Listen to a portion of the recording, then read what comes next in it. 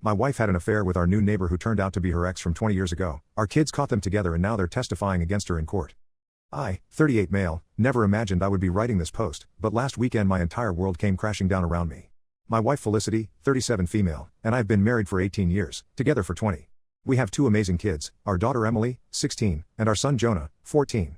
We had what I thought was a perfect life until 3 months ago when new neighbors moved in next door, and everything started falling apart. Felicity and I were cleaning out our attic last weekend, something we'd been putting off for years. While sorting through old boxes, I found her diary from our college days. I never would have read it, but it fell open when I picked it up, and I saw my name. What I read next made me feel physically sick. The entry described how Felicity was dating both me and someone named Kyle simultaneously during our early relationship, and this Kyle turned out to be our new next-door neighbor. Felicity and I met during our sophomore year of college. We had several classes together and started dating after being paired up for a group project.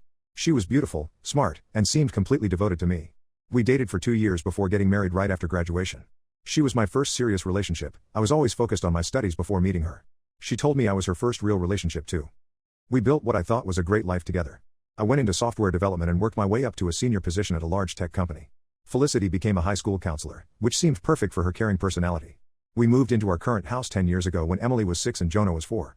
We had wonderful neighbors, an older couple who were like grandparents to our kids, but they moved to Florida 3 months ago to retire.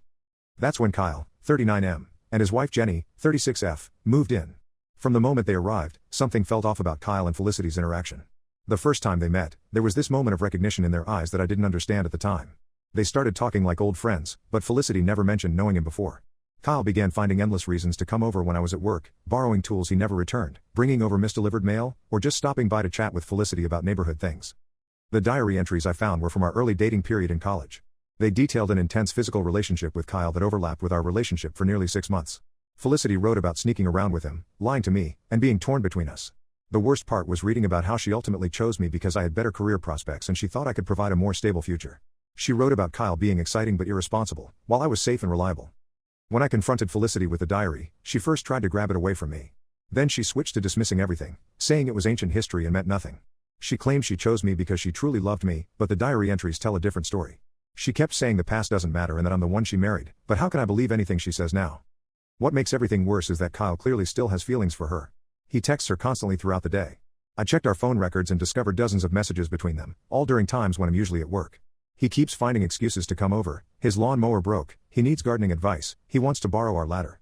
Yesterday, I came home early with a headache and found them having coffee in our kitchen. They jumped apart when I walked in, and Felicity knocked over her coffee cup in her rush to create distance between them. I feel like my entire marriage has been built on a foundation of lies. Felicity keeps trying to convince me that she loves me and our life together, that the past is the past and doesn't matter anymore. But how can I trust anything she says when she hid this massive secret from me for 20 years? And now Kyle is back in our lives, obviously trying to rekindle their old relationship, and Felicity seems to be encouraging it. The tension in our house is unbearable. I can barely look at Felicity without wondering what else she's lied about over the years. Every time I see her talking to Kyle, which is far too often, I wonder if they're laughing about how they fooled me back in college. Are they reminiscing about their time together when I'm not around? Our kids have noticed something is wrong. Emily asked me yesterday why I'm sleeping in the guest room, and Jonah mentioned that mom seems to cry a lot lately. We're trying to keep this from them, but I don't know how long we can maintain this facade. I've started documenting everything, all the times Kyle comes over, every interaction I observe between them, all the inconsistencies in Felicity's stories when I question her about their past and present relationship. My gut tells me something more is going on, despite Felicity's insistence that I'm overreacting and reading too much into innocent interactions with a neighbor. I need advice on how to handle this. Should I confront Kyle directly? Tell his wife Jenny about their past? Felicity keeps telling me I'm being paranoid and that nothing is happening between them now, but my instincts are screaming that something isn't right. How can I trust her when every day I discover new lies about their past and present relationship? Update 1. It's been 2 weeks since my original post and everything has completely fallen apart. I thought things were bad before, but what happened last Thursday took it to a whole new level. I had been having terrible migraines all week from the stress of the situation, so I decided to leave work early. I told no one I was coming home, not even Felicity. I wish I had. When I pulled into our driveway around 2 p.m., I noticed Kyle's car parked on the street. My stomach immediately knotted up, but I told myself maybe he was just borrowing another tool or something. Then I heard laughter coming from our backyard.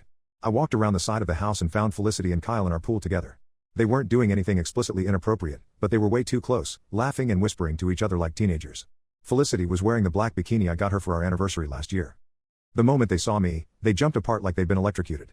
Felicity started stammering about how Kyle had just stopped by to discuss the neighborhood association meeting and it was so hot they decided to take a quick dip. Kyle couldn't even look me in the eye as he climbed out of the pool and grabbed his towel. He tried to say something but I just held up my hand and told him to get out of my yard. After he left, Felicity broke down crying, claiming it was just one moment of weakness and nothing physical had happened between them. She kept saying she was lonely because I'd been so cold to her lately. I didn't believe a word of it and decided to check our phone records, something I should have done weeks ago. What I found made me sick to my stomach. There were hundreds of texts between them going back to the day they moved in, plus dozens of calls during my work hours. They'd been in constant communication this whole time. Some days there were over 50 messages back and forth. I also found out Felicity had been deleting their text chain every night from her phone. But the worst part of this whole nightmare was yet to come. While Felicity and I were having this confrontation in the kitchen, we didn't realize we had an audience. Emily and Jonah were supposed to be at their after-school activities. Emily had debate team and Jonah had baseball practice. But Emily had been feeling sick, like father, like daughter I guess, and Jonah offered to walk home with her instead of going to practice. They came in through the garage and heard everything. They heard Felicity trying to explain away being in the pool with Kyle. They heard me confronting her about the phone records. And most devastatingly, they heard Felicity finally break down and admit to her relationship with Kyle during our early dating days and all their recent secret communications. She even admitted there had been a few kisses over the past weeks, though she swears it never went further than that. Emily was absolutely devastated. She's always been extremely close to Felicity, looking up to her as this perfect role model. Finding out about this betrayal completely crushed her. She ran upstairs crying and locked herself in her room. Jonah reacted with pure anger. He punched a hole in his bedroom wall and then locked himself in there too. Felicity tried to talk to them, but they refused to even open their doors. I've moved into the guest room. I can't stand sleeping in the same bed with Felicity anymore. Every time she tries to explain herself, the story changes. First nothing happened with Kyle, then it was just innocent texting, then just a few kisses. Who knows what she'll admit to next. She keeps saying we need to work this out for the kids' sake, but I don't know how we come back from this. The neighbors have started noticing something is wrong. People have seen me sleeping in my car some nights when I can't bear to be in the same house as Felicity. Yesterday, Kyle's wife Jenny caught me as I was leaving for work. She asked if everything was okay because she'd noticed the tension between our families. I couldn't bring myself to tell her what was going on, but I think she suspects something. She mentioned that Kyle has been acting strange lately too. Update 2. 1 month has passed since my last update, and the situation has completely exploded.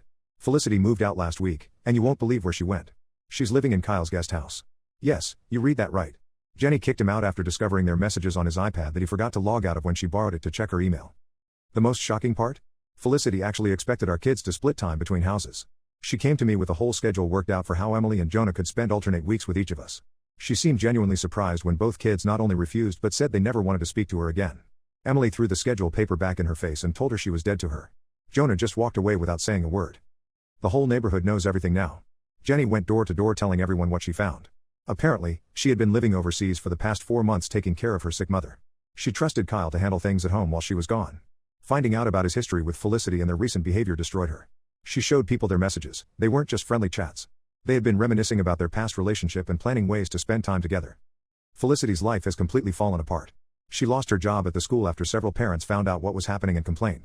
They didn't want someone who would behave this way counseling their teenagers about relationships and life choices. The school board asked her to resign to avoid a public scandal. She tried to fight it but eventually gave in when they threatened to make everything public. Kyle finally moved away last week when Jenny served him divorce papers. He tried to convince her to work things out, but she refused after finding even more messages going back months. The house is being sold as part of their divorce settlement. Felicity stayed in the guest house for a few more days but had to leave when the realtor needed to show the property. The kids are struggling but they're getting help. Emily started seeing the school counselor, ironically, the one who replaced Felicity.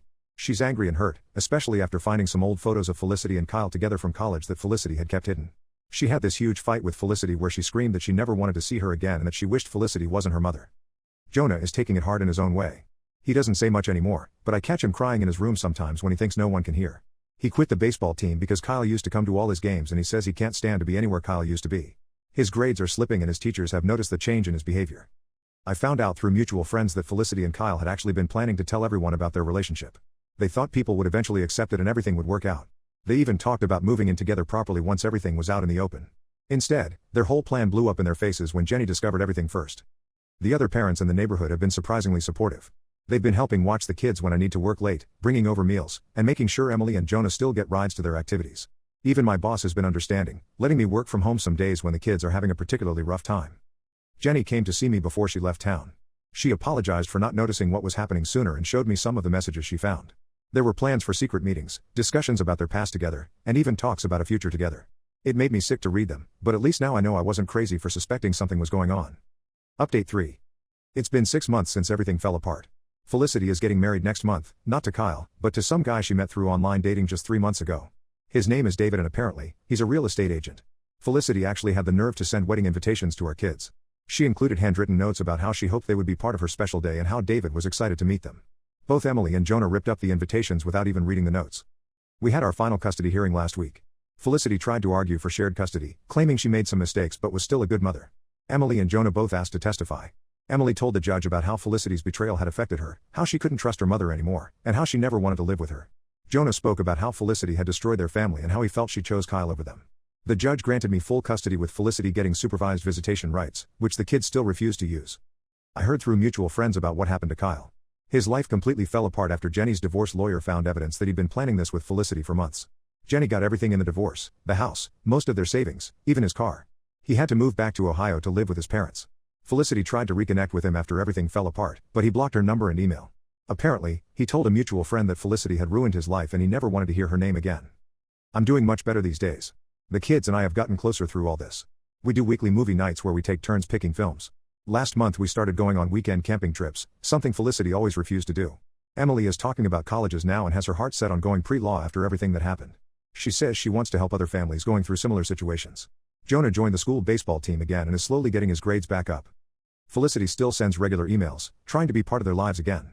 She writes about how sorry she is, how she's changed, how David has helped her become a better person. I forward them to their therapist but don't respond myself. The kids have made it clear they're not ready to forgive her, and honestly, I don't think they ever will be. Emily deleted all photos of Felicity from her phone and social media. Jonah took down the Mother's Day cards he used to keep pinned to his bulletin board. Some people, including Felicity's parents, tell me I should encourage the kids to have a relationship with their mother. They say that no matter what Felicity did to me, she's still their mom. But I won't force them. She made her choices and these are the consequences. My focus is on helping my kids heal and building our new life together. The house feels different now, but in a good way. We redecorated the kitchen and living room, erasing the changes Felicity made during her shopping sprees. Emily's friends come over more often now, and Jonah started having his teammates over after games. Sometimes I catch them laughing or joking around, and it reminds me that we're going to be okay, even if our family looks different than it used to.